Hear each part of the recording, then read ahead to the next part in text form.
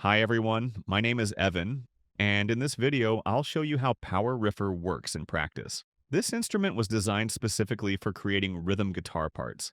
The main feature is that we recorded full chords, not separate notes. That's why it sounds truly realistic. Not just an imitation of chord playing, I'm a pretty decent guitar player myself, but I still use virtual instruments in most of my tracks. It's just easier, faster, and more convenient. The EVA team and I created this instrument based on our own preferences, focusing on what I felt was missing or what I didn't like in other virtual guitars. Sorry for the long intro, let's hear how it actually sounds. I've prepared a simple mix completely dry with no effects on the tracks or the master bus. Let's take a listen.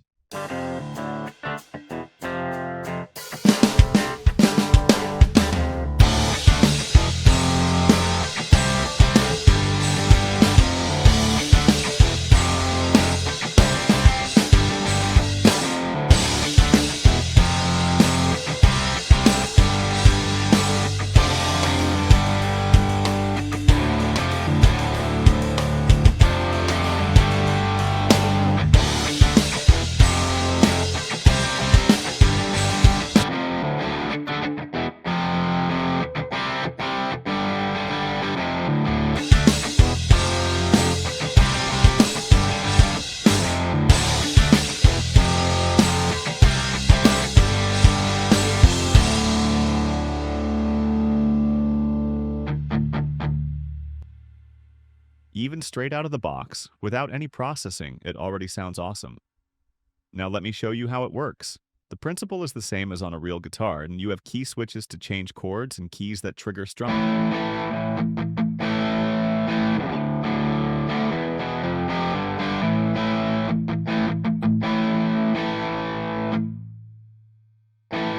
Naturally, each type of strum has several round-robin layers and multiple velocity layers.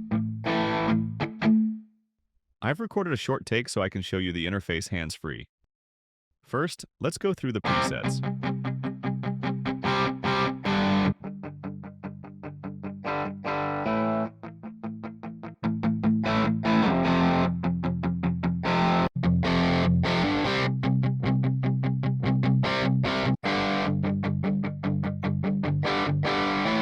By the way, let's talk about the DI box.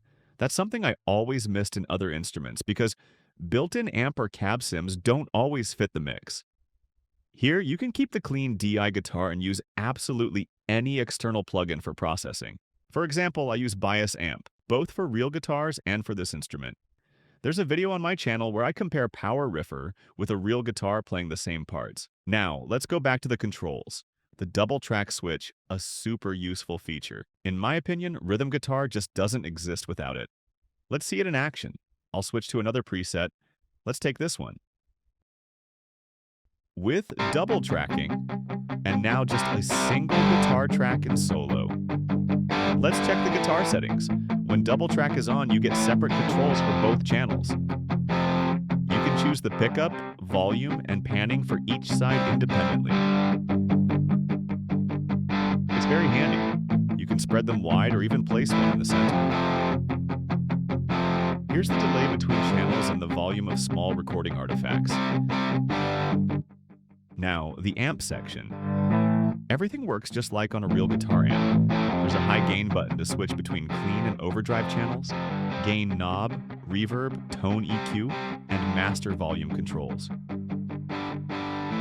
In the cabinet section, you can move the mic closer or farther from the speaker, tweak the EQ, and choose between two cabinet types.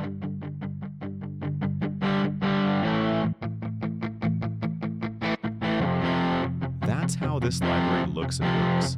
This instrument is incredibly useful when you need to arrange something quickly without losing inspiration. Essentially, you get the same result as if you had recorded a real guitar through a DI box, but it all happens much faster and without fixing recording mistakes. I'll be happy to answer any questions in the comments. The link to the library is in the kind of video description. Don't forget to subscribe so you don't miss new releases. Let's make the world of music better together.